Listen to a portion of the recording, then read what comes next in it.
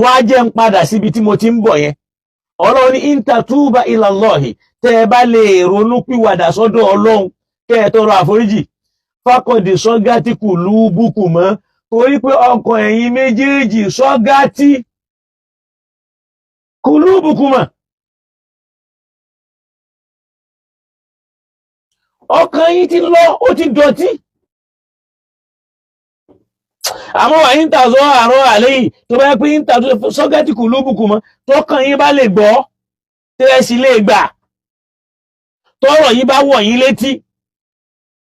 Wà ń tàzọ́ àrọ́ àlẹ́yìn, àmọ́ tẹ́ ẹ bá dúró lórí wípé ẹ fẹ́ máa dá Ànábì láàmú pẹ̀lú ìdààmú tẹ́ kóra yín sí lórí ipò fẹ́ yàwó,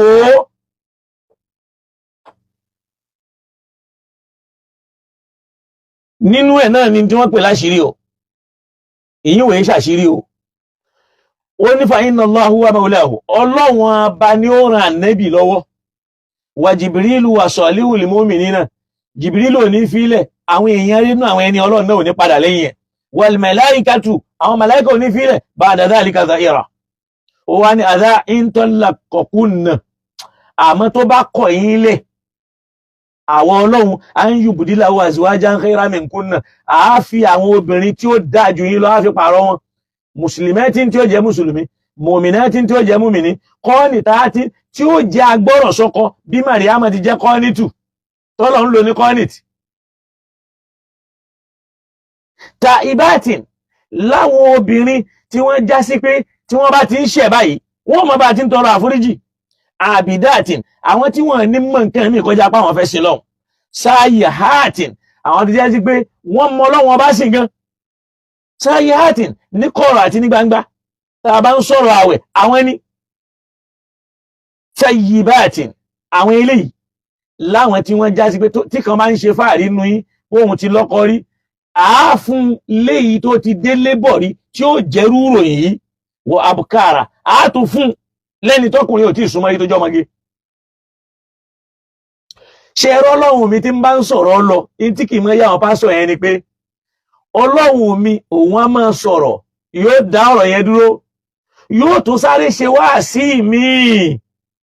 Yóò wá ní, ó tún wá ní yá ayyuhal ladhina amanu qu anfusakum wa ahlikum nara wa quduha an-nasu wal ijara alayha malaikatun ghiladun shidadun la ya'suna Allaha ma amarahum wa yaf'aluna ma yu'marun. Ó tún sáré ṣe wáàsí mẹ́, ó ṣe wáàsí yẹn tán ó tún wá padà síbi ọ̀rọ̀ tó ń bá bọ̀ pé daraba Allahu mathalan.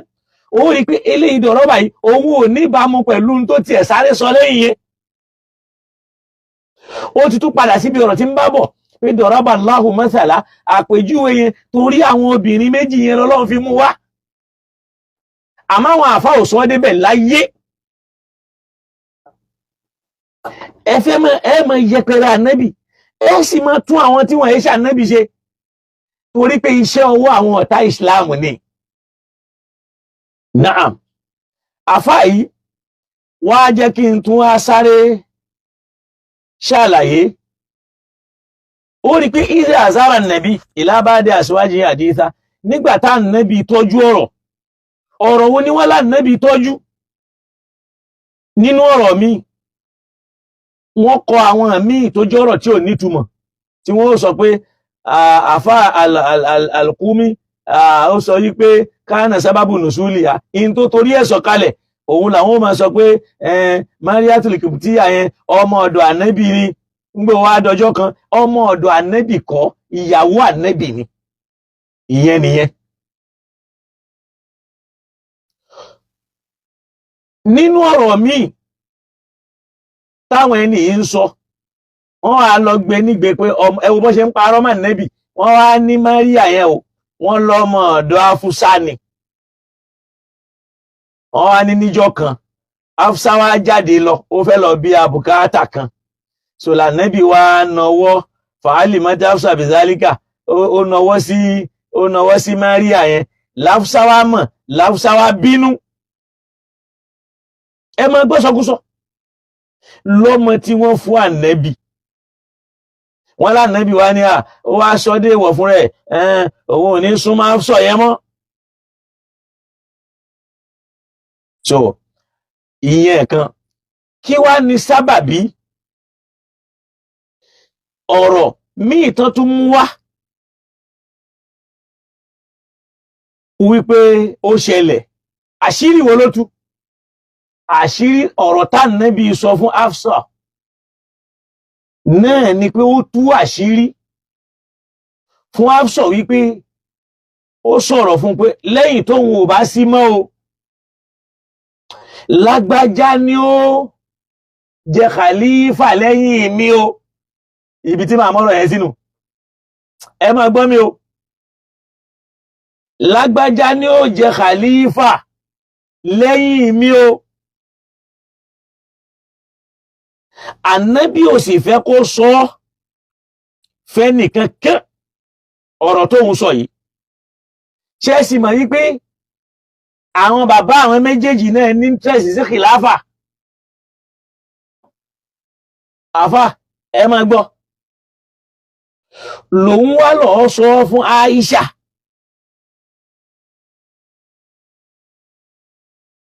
Ó lọ sọ fún Aisha wípé Ànábì mọ̀ sọ báyìí pé lẹ́yìn tóun bá lọ tán, lágbájá mà ni ó jẹ khalifa. La ilaha illallah. Wọ́n wá, ẹ wá máa gbọ́ o, ẹ máa gbọ́ o, ẹ jẹ́ kí n sáré ka ọ̀rọ̀ yìí.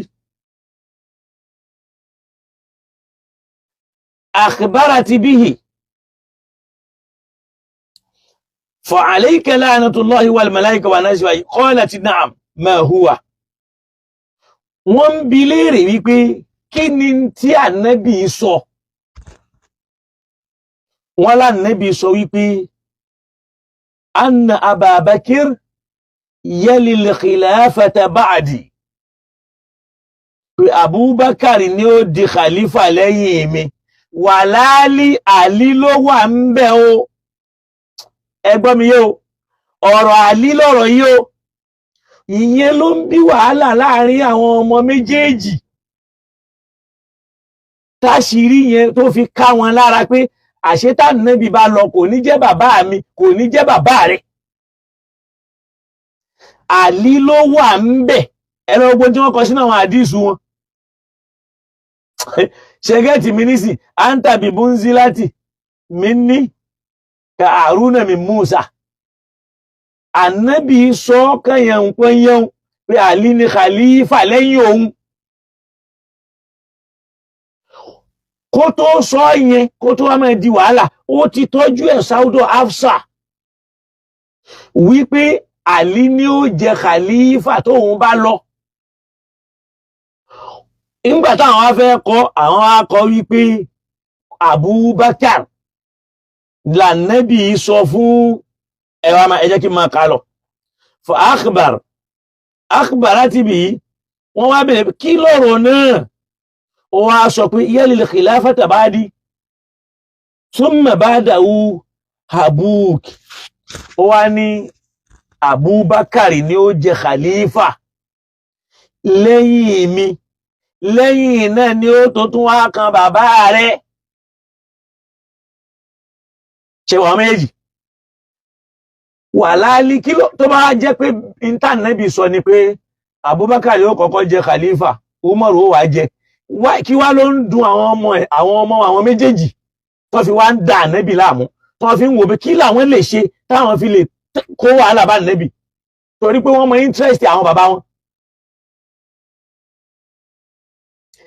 Àlí ni wọ́n sọ fún wọn. Àwọn òkọ̀ tí ní wọ́n wá yí padà. Àṣírí yẹn lòun tú fún èkejì lójọ́ ń bí wọn nínú. Wọ́n wá wọ́n pé àwọn ọmọ gbogbo nǹkan láyé làwọn fi victimize ìgbésí ayé Ànábì. Ló ń bí kán máa parọ́ pé kinní kan ń rùn lẹ́nu ẹ̀, pé oyin kọ́ ló lá. Nígbà ọ̀rọ̀ yìí wá débẹ̀ tán, fa akhbarati Hafsa bihi Aisha min yawmi adhalik wa akhbarati, òun wá sọ Hafsa sọ fún Aisha wa akhbarati Aisha Aba Bakr. Aisha náà sọ fún Abubakar. Faja Abubakar ila Umar. Umar náà, Abubakar lọ bá Umar. ó wá ń sọ fún pé anna Aisha akhbaratni an Hafsata bi shay'in wala athiki bi qawliha. Aisha sọ nǹkan kan fún mi nípa Hafsa, ọ̀rọ̀ náà mi ò rí ọ̀rọ̀ náà mi ò rí gbámú dáadáa. Fas'al anta Hafsa, ìwọ náà bí ọmọ tiẹ̀ léèrè. Umaru sì wá Hafsa lọ, ó wá bi pé ma hadha alladhi ukhbirtu an akhbarati ank Aisha, kí ni tí Aisha ń sọ ń pa rẹ̀? Fa ankarati dhalik, lọ́mọ bá takò. Wa qalati ma qultu laha min dhalika shay'a, lòun náà bá tún dídá pé mi ò sọ nǹkan kan fún o. Òun náà tún lóhun òwí nǹkan kan fún Ànábì o, òun òwí nǹkan kan fún Aisha. Umaru wá ní anna hadha haqqun fa akhbirina, sọ yìí tí ń bá ń jò tòtò fún wa, ọ̀rọ̀ ní bẹ́ẹ̀lẹ̀ yìí sọ títọ́ fún wa. In hadha haqqun, tọ́rọ̀ yìí bá ṣe rí ni ó sọ fún wa, hatta nataqaddama fi, ká lè mọ bá ti sọ. Fa qalati na'am, ló ṣẹ̀ṣẹ̀ wá jẹ́wọ́ pé bẹ́ẹ̀ ni òun sọ, àṣírí tá Ànábì fi sí lọ́dọ̀.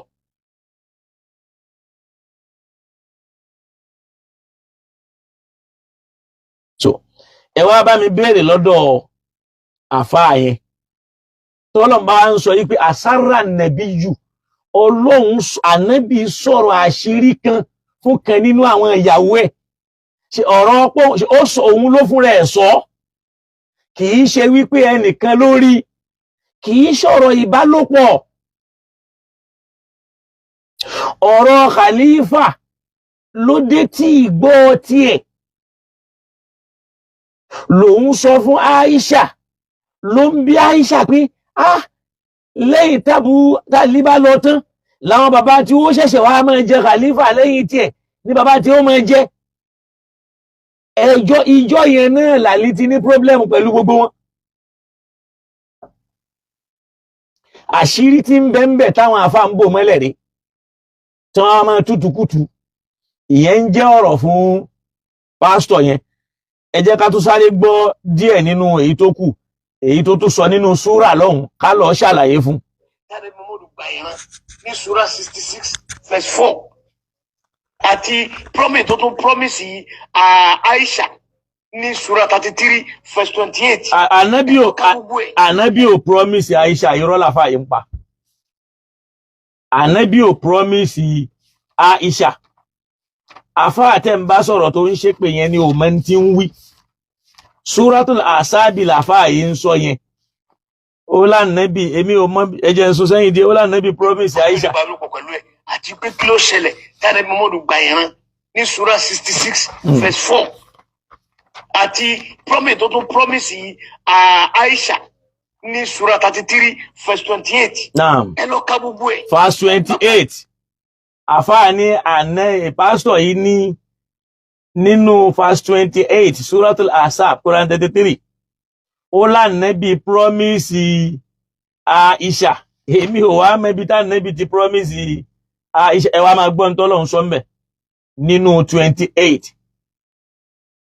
Ọlọ́ni yá ayyuhan nabiyyu, ẹ máa gbọ́ o, yá ayyuhan nabiyyu, mo pèrè Ànábì, kulli azwajika, sọ fáwọn ìyàwó ẹ.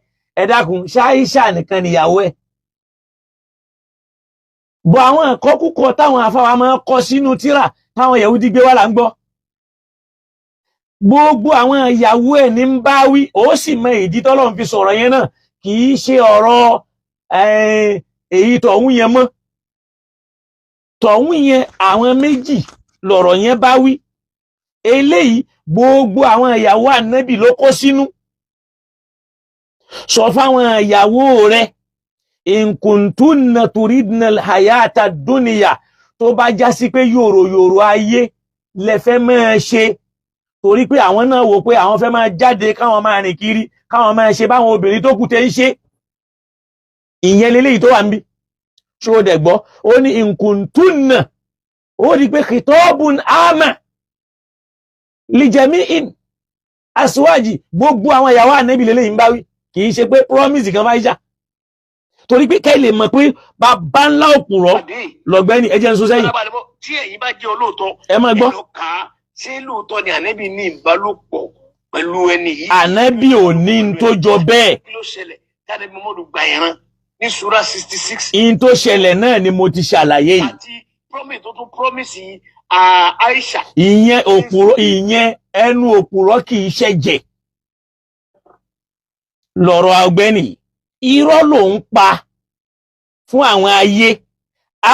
ibo l'Ànábì ti promise Aisha nu súrà tó sọ yìí. jẹ́ ká gbọ́ promise tán promise Aisha. Sura 33 verse 28. ó ti wà níwájú wa ń bí. ẹ bá pàdé. irọ́ ló wá ń pa. ẹ jẹ́ ká wá jọ ka àyà tó sọ yìí. jẹ́ àjọ kà á. àyà tó sọ yìí òun tún yàtọ̀ síṣẹ̀lẹ̀ ẹ̀tọ̀ òun. ṣoríwọ àtàwọn àfẹ́ ẹ̀tàn jọ ń kọ́ nǹkan fún yín ẹlẹ́jọ́ jáláìmọ̀ kan. ìwọ kàn fẹ́ràn pé tó bá ti gbogbo ohun tó bá rí ló gbọ́dọ̀ sọ. gbogbo ohun tó bá ti kà ló gbọ́dọ̀ wí. torí pé o ò níwádìí. àwọn Yorùbá sì lẹ́ni tí ó sàn ní túlù. béèyàn bá wò gbé sí ayé ẹ náà dáadáa èyí ó mọ̀ pé tí ó sàn ní túlù lọ́rọ̀ ẹ. kíyàn wù ẹ́ from A to Z ṣé irú ìwọ ló yẹ kó bú ànábì? ìmọ́lẹ̀ wo ní ń bẹ lára ẹ̀? dáadáa wo ló wà lára ẹ̀? oore wo ní ń bẹ lára ẹ̀? ànábì Ìsá gan ò jẹ́ bú Muhammad ò jẹ́ bú Ìsá. ẹnu pé ẹ ṣáàfẹ́ ya ọ̀tá Ọlọ́run. ẹ wàá máa sọ̀rọ̀ bí èèyàn rẹ̀. òkè Ọlọ́run ní yá ayú ànábì yù mo pe ìrẹ́ ànábì kúlẹ̀ àzíwájíkà sọ fáwọn ìyàwó rẹ̀ ṣáíṣà nìkan ni ìyàwó ẹ̀ tó ló promise Aisha. ṣáwọn kàkú àwọn ìtúkùtù tí wọ́n ń tú fún yín tẹ́ ń pè ní personalities. wallahi Ibn Kathir ó pẹ̀lú ẹni tó kó bá Islam láwọn ibì kan o àbí tá a bá fẹ́ ṣàbòsí o tó ráwọn ni wọ́n máa ń tún tó ń fẹ́ fún àwọn ọ̀tá ẹ̀sìn yìí láwọn ibòmíì tá a bá wá sọ wọn ní jáwí. pásítọ̀ fẹ́ máa tú Quran látara táwọn ọ̀tá ẹ̀sìn kọ àwọn ọ̀tá ànábì kọ táwọn àfáà mùsùlùmí wá ń gbé pọ́n torí pé wọ́n rí pé èdè lárúbáwá ni wọ́n fi kọ gbogbo lárúbáwá náà lọ̀rọ̀ ẹ̀sìn. sọ fún àwọn ìyàwó rẹ̀ in kuntunna turidna Allah turidna al-hayata ad-dunya tó bá já sí pé ayé ló ràn mọ́ yín lójú tẹ́ fẹ́ lọ jẹ ayé wazinataha àti yòròyòrò ayé fata alayna ẹ máa lọ jẹ́. ṣé Aisha ló ń bá wí ni? umatikunna máa fún yín ní gbádùn ayé jẹ wa usarrikunna sara'an jamila máa dẹ̀ jẹ́ kẹ́ ẹ máa lọ lọ́nà ẹ ṣáà máa lọ nírọ̀rùn ẹ má kó nira bá Nábì. látara pé in tí wọ́n ń dìmáàdì àwọn náà fẹ́ máa ṣe bí obìnrin ayé bí gbogbo obìnrin tí wọ́n náà ṣe di TikTok lónìí àti ìyàwó àfà gbogbo wa doníranu kalẹ̀ ijó ẹlẹ́yà làwọn èèyàn ń jó àtàgbàlagbà àtọmọdé kò wá sẹ́nìkan tó nílà káyè mọ́. ìyàwó àfà ń jó TikTok náà ń jó ojoojúmọ́ ijó àtàárọ̀ àtọ̀sán àtàlẹ́ ìyàwó àfà.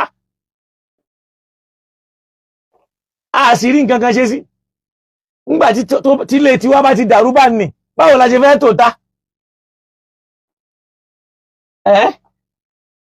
man yufsidul milh idha al-milhu fasad ta ló fẹ́ kí la fẹ́ fi tún yọ̀ ṣe ńgbà tí yọ̀ bá bàjẹ́. inú oníkálùkù náà wá ń dùn.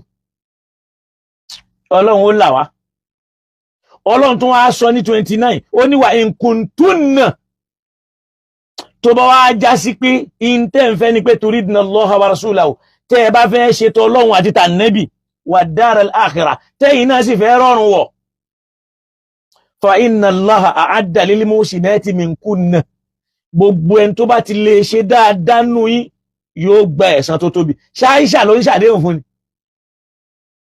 Níbo ló ti ń ṣàdéhùn fún Aisha? Àwọn ọ̀rọ̀ tẹ́ máa pa nìyẹn báwọn èèyàn tí ò wá nílá káyé bá wá gbọ́ wọ́n ní àkíkà pásítọ̀ yẹn ń sọ̀rọ̀ irú yẹn náà ni ta lọ lọ́hùn ṣe ni ó máa parọ́ ni ó máa tó Kùránì tí ó mọ̀ Yorùbá tó kà èyí táwọn ọ̀tá ìsìláàmù tú mi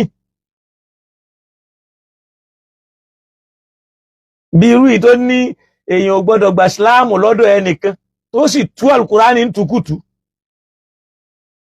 ìyún kì í bà lẹ́rù ìyẹn nìkan tó ní tí ó máa gbé èèyàn sunkún sọ́lọ̀ lọ́rùn tí ó fi jáde láyé tí ó mọ̀ bóyá Ọlọ́run dáríjì òun àbí ò dáríjì òun ìwọ náà kọ́ ọ́ bá àlùkùránì tó Ọlọ́run dẹni fawailun lilladhina yaktubuna alkitaba bi aydihim ègbé àtòfò ń bẹ fáwọn tí wọ́n ń fọwọ́ ara wọn kọ̀wé liyashtaru bihi thamanan qalila nítorí pé wọ́n fẹ́ tà lówó tí ò lè là wọ́n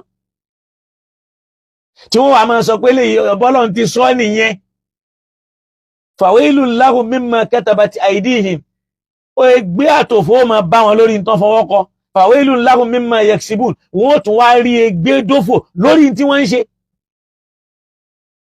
ẹ̀ ń kọ́ ọbọ̀ Kùránì ẹ̀ wá ní edition 1 edition 2 edition 3 edition 4 ìwọ nìkan àbọ́ta mẹ́bá gbà ìsìláàmù lọ́dọ̀ ẹnìkan ibi tẹ́ wà lẹ́sí wà àmọ́ tán bá gbà ìsìláàmù lọ́dọ̀ ti ẹ wọ́n wà ń bò mí àbí ìwọ nu ọlọ́nu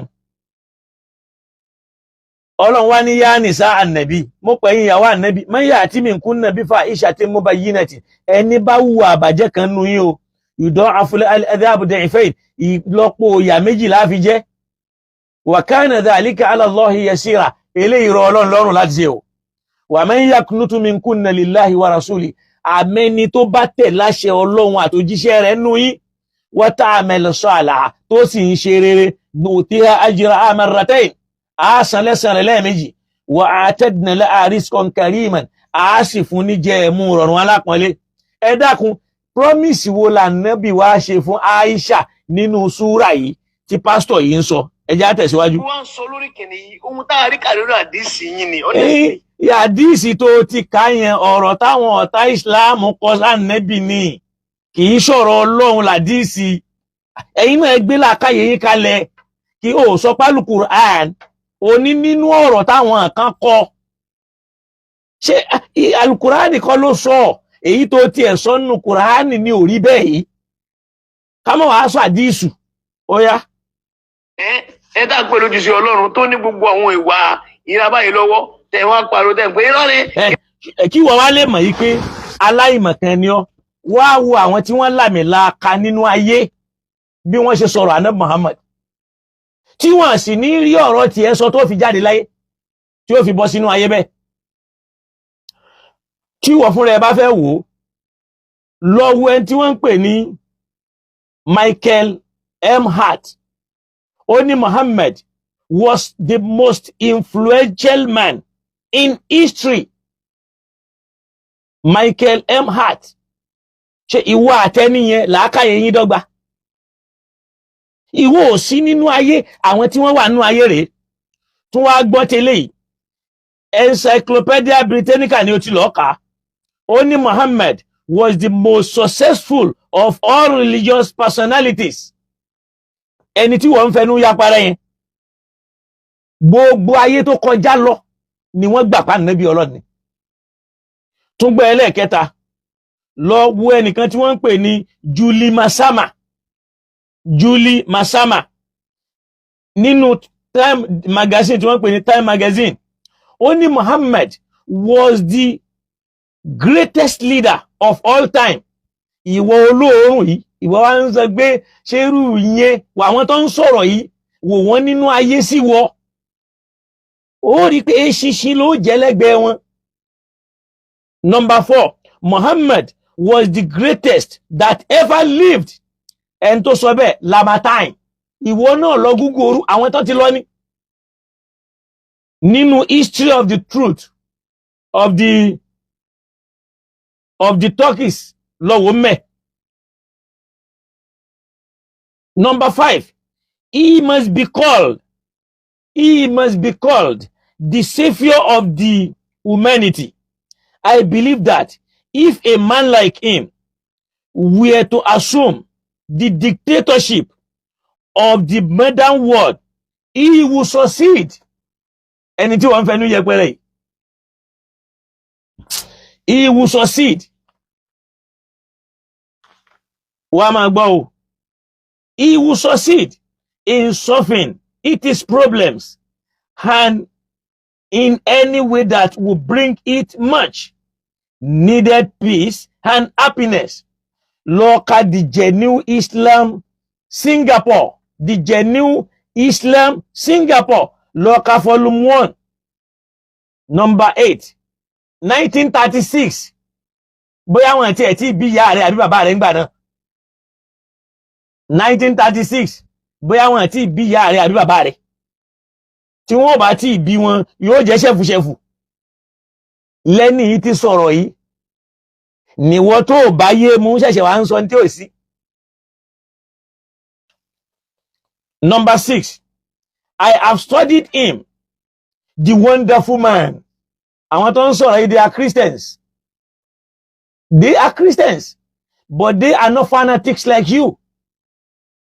Ẹ máa láwọn Mùsùlùmí alájàngbùlà, ẹ sì máa sọ̀rọ̀ tó lè bà wọ́n nú jẹ́. Ẹ wá máa ní ṣọ́lọ̀ nìkan gbèjà òun ni. Ṣé Jésù ló rán ilé ìtẹ́yìn ṣe? Ṣèbẹ́yìn sọ pé Jésù ní àlàáfíà ni mo wá rán wáyé, èyí tí wọ́n ń sọ ìṣọ́rọ̀ àlàáfíà ni. Ṣé Jésù ó fẹ́ nu yẹpẹrẹ ànábì Muhammad? Tó o bá tiẹ̀ rí Mùsùlùmí kan tó bá yẹpẹrẹ Jésù, òun yá olórí ibú Mùsùlùmí nì. Tó bá yẹpẹrẹ ànábì Ìsá. Torí wọ́n ti já mọ̀ yìí pé Jésù àti Ìsá ò jọra. Kò sì sí rọ́mẹ̀. Eléyìí ni I have studied him, the wonderful man, and in my opinion, far from being antichrist. In my opinion, far from being antichrist, he must be called the savior of humanity. George Bernard Shaw ló sọ bẹ́ẹ̀. Now,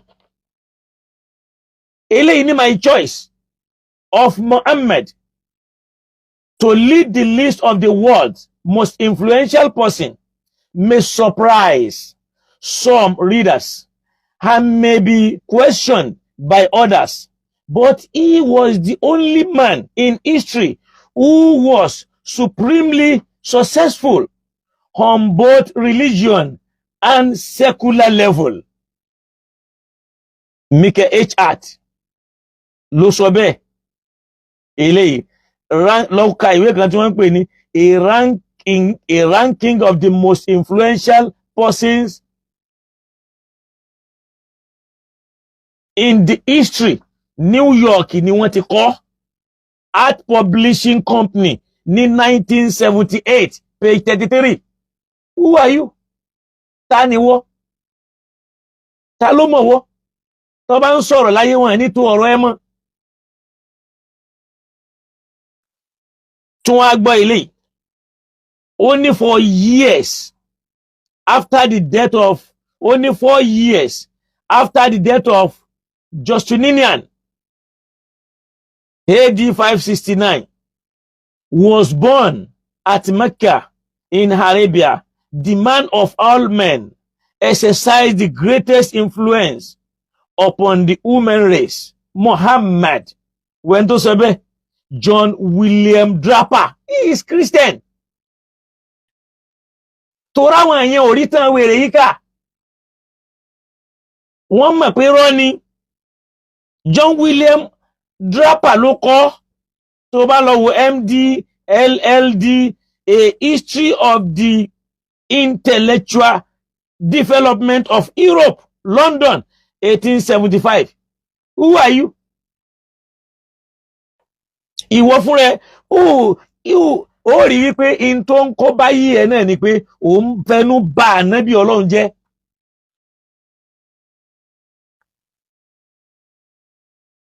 Náà tún wá gbọ́ mi.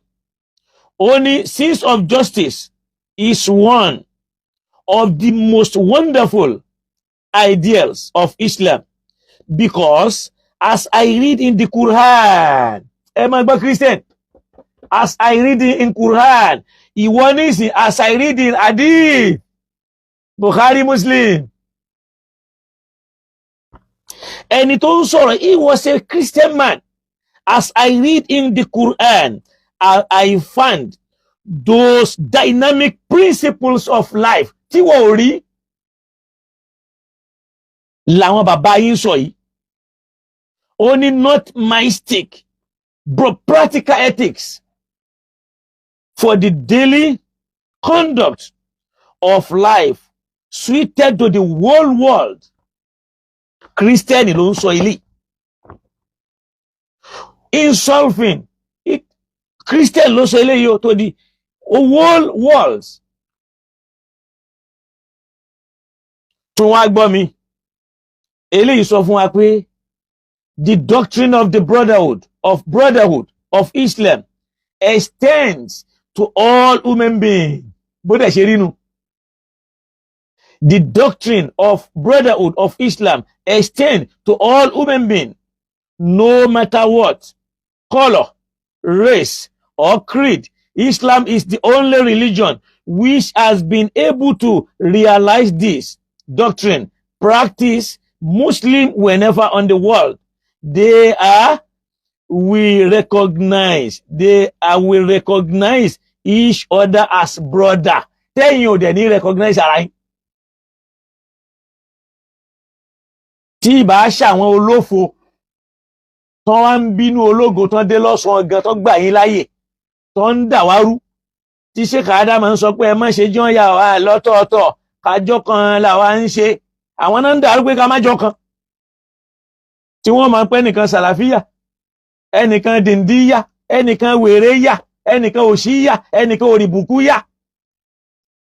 Gbogbo tó bá ti ń yà tó ń yà yẹn tó yàtọ̀ tí Islamiyà òfò ni. Wallahi òfò ni. Ẹ̀yin lẹ kó bá wa. Tẹ́ ń sọ̀rọ̀ sàlàfíyà, tẹ́ ń sọ̀rọ̀ wàbíyà, tẹ́ wá mú wàhábísìm, tẹ́ sọ yẹn di nǹkan. Ìrònú ẹnìkan. Tẹ́ wá mú tẹ́mísìm, tẹ́ sọ di nǹkan. In tí ẹ ṣẹ̀sìn tẹ́ sọ dẹ̀sìn. In tí kìí ṣọ̀rọ̀ tẹ́ sọ dọ̀rọ̀. Tẹ́ wá lọ kọ́lọ̀ ìwé tẹ́ ń pè Bukhari Muslim. Èyí tí màá wá fi gbẹ̀yìn ẹ̀. Eléyìí ni the Universal Brotherhood of Islam, regardless of race, politics, color, country, has been brought home to me most keenly many times in my life. And this is another feature which drew me toward the faith. And tó sọ̀rọ̀ yìí, Donald S. Rockwell, ọmọ US ni. Ìwọ pásítọ̀ tó wá ń sọ̀sọ́kúsọ yìí, ta ni wọ́? Ọ̀pọ̀ ń tó ń sọ irọ́ ni o.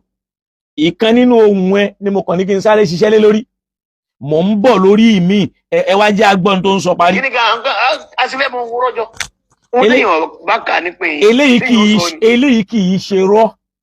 Ìwọ gangan ni làákàyè ẹ kú. Tó ní làákàyè téèyàn lè fi jọ ọ̀rọ̀.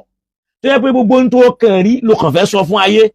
Naam. Ẹ̀wọ̀n pé èyàn fi wá ìbínú Ọlọ́run nìyẹn. Lórí kí lèyàn fi ń wá ìbínú Ọlọ́run? Táwọn tí ò ṣẹlẹ̀ ànábì ò bá ṣe ni. Ànábì ò ṣe, ìwọ gangan ló ń wá ìbínú Ọlọ́run tó ń wá irọ́ ká. Àlànábì ò bọ́mọ kan sùn. Bẹ́ẹ̀ ṣe ń parọ́ náà nìyẹn pé ó bọ́mọ ọdún 6 sùn. A ṣàlàyé fún yín tí ẹ gbọ́. Kùránì sì sọ tó yàkọ̀tọ̀ sí pé ànábì yẹn kọ́ nìyẹn. Irọ́ tẹ̀yìn ọ̀tẹ̀ ẹ̀hún tó wù yín lẹ́ ń sọ yẹn. Lóòótọ́ Jésù Kristi wọ́n àkíyèsí ẹ̀ pé ó jalè lóòótọ́ tàdé rí kí ni tiwa mẹ́. Ànábì Ìsá tiwa ò jalè. Ànábì Ìsá Ọlọ́run ò fi bìkan pé ló lè fún wa. In tó fún wa ní pé wajihan fi dunya wal akhirah. Ẹni yìí ní láyé, ẹni yìí ní lọ́run, ẹni yìí ò sì ní jalè.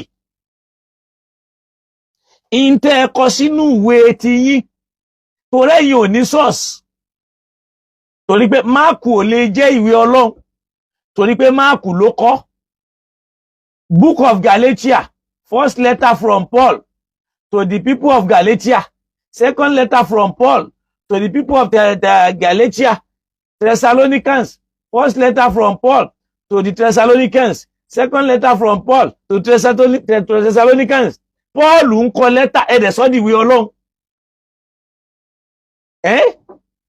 ẹ wá ń fẹ́ máa fi yẹn náà jọ́ọ̀jì bálùkùránì ti rí rárá o kò rí bẹ́ẹ̀ o. ṣùgbọ́n ohun tí ò ṣẹlẹ̀ ohun tí wọ́n kọ́ nípa ẹ̀ pé Jésù Kristi já olè èèyàn ọ̀dẹ̀ mọ̀ sọ bọ́ tí ìbínú Ọlọ́run ọmọ ní dé bá wa.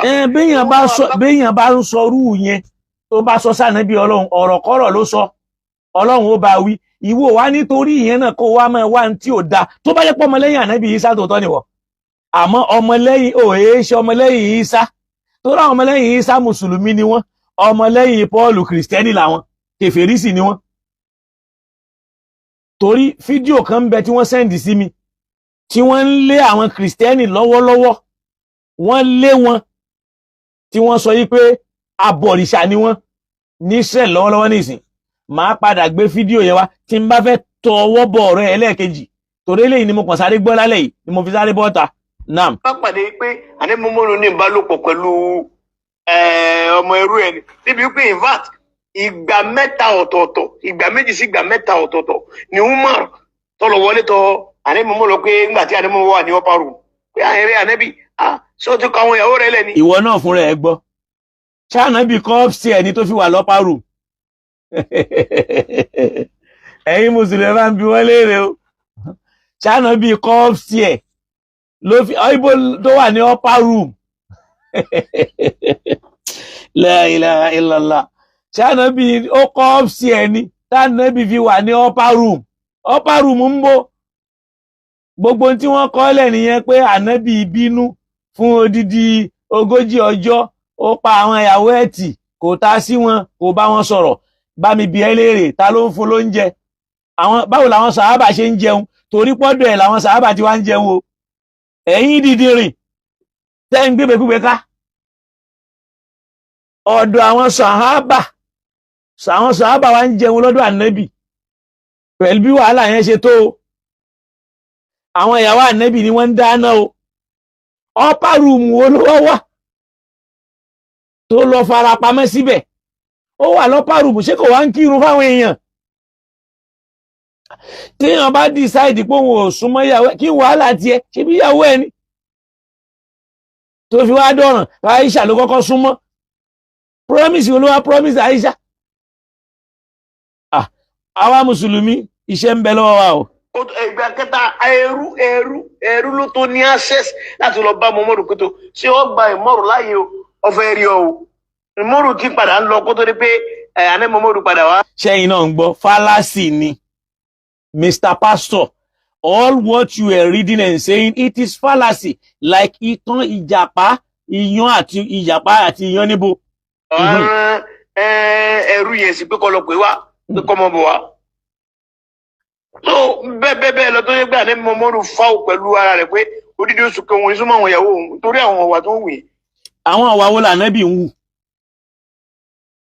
àwọn ọ̀wà wo lànàbì ń wù ṣé o rò pé irú ànàbì bí irú àwa yìí ni irọ́ ló ń pa bàbá fáyì. nítorí pé ànàbì àwọn tó ní pé ẹnjìníà ò sí ń tòsí. ọmọbìnrin ẹrú obìnrin ìyàwó rẹ̀ kan tó jẹ́ ọ̀rọ̀ àtọ́ wá pàṣẹ ní òkè ṣe sùúrù pé mọ́ sọ fẹ́ nìkan. irọ́ ni kì í ṣe ń tó ṣẹlẹ̀ nìyẹn pásítọ̀ irọ́ lẹ̀ ń pa kò sí ń tó jọ bẹ́ẹ̀ obìnrin tó ń sọ yìí ìyàwó ànábì ni Mariatul Kiptiya bintu Shamun àti àǹtí ẹ̀sìn rin ọmọ Shamun ọmọ oníbìníran ni wọ́n kì í ṣẹrú ọmọ Egypt ni wọ́n ọba Makaokis ló fún ànábì fẹ́ kan ó fún Hassan bono Thabit tó jákọrin lẹ́yọ kan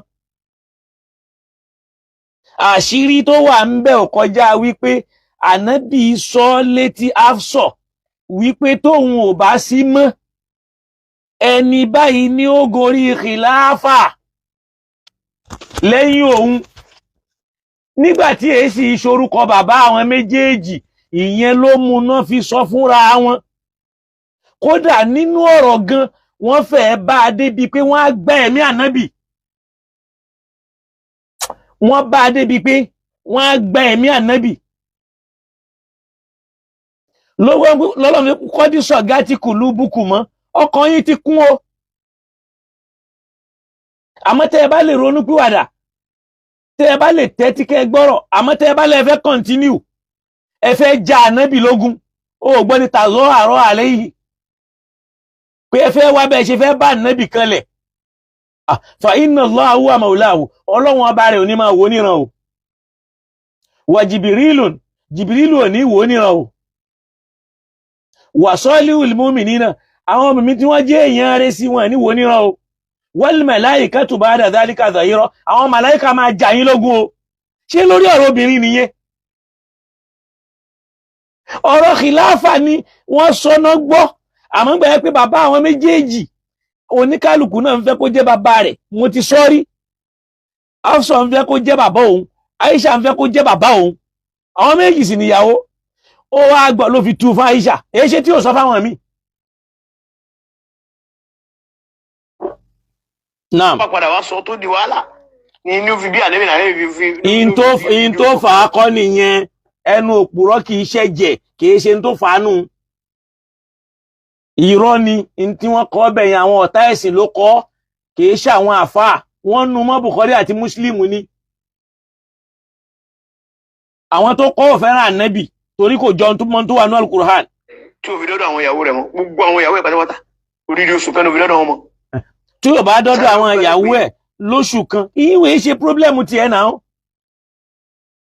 Ṣèbá ànábì Musa travel fún 40 ọjọ́ ṣó dọ́dọ̀ ìyàwó ẹ̀ ni ó bá tọ́lọ́hun lọ ó mọ iye ọjọ́ tó fi lọ tó tún dé ó mọ iye tó tún kó àwọn èèyàn tó tún lọ ṣé kò níyàwó ni ṣé ó wá jábùkù fún Musa ni àbó ó mọ iye ọjọ́ tí Musa fi rìn.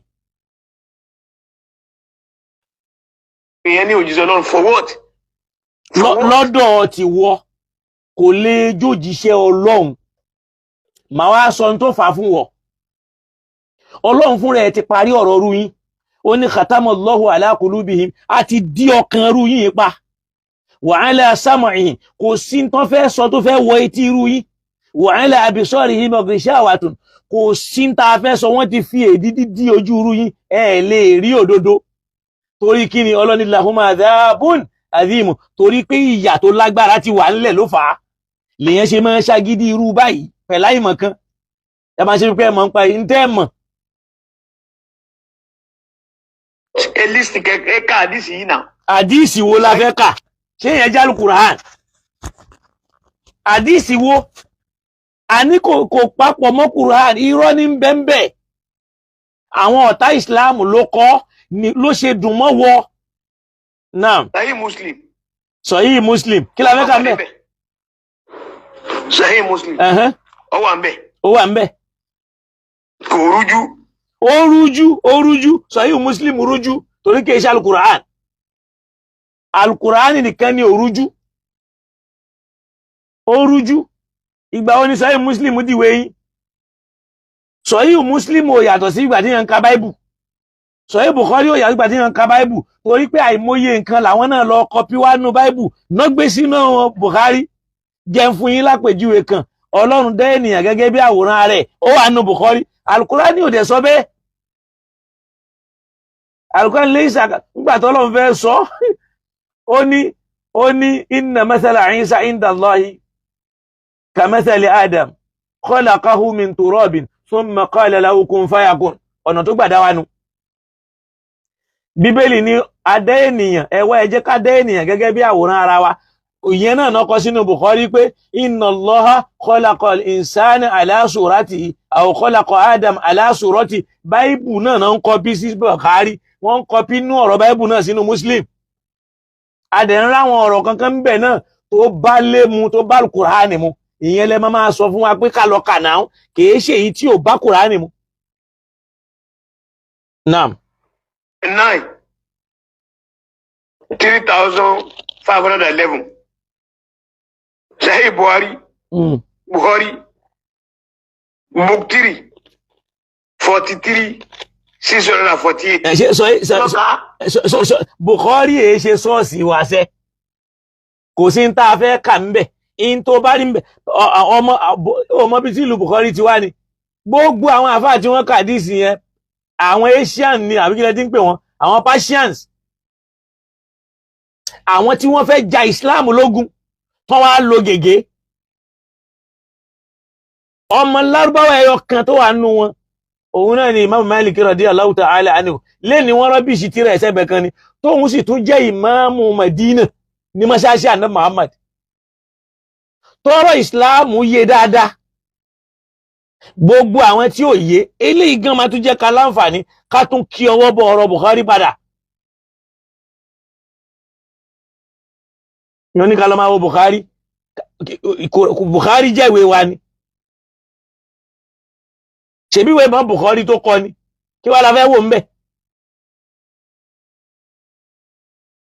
ó wà nù Islamic source yín. kò sínú Islamic source wa kọ́ ni Bukhari àti Muslim Islamic source wa ni Al-Qur'anul Karim Islamic source wa Al-Qur'an ni. gbogbo ẹ̀yin tẹ́ bá wa share ètò yẹn ní pàdánù ọmọláyé àti lọ́run Ọlọ́run ó sì máa share oore fún yín láwọn oore tó ní agbára tó já sí pé ẹ̀yin náà ó máa wò pé ṣé mi náà lọ́lọ́run ṣoore tó báyìí fún bí ó ti rí nù bí akil ayyil qayyum alladhi la ta'khusuhu sinatun wala nawm.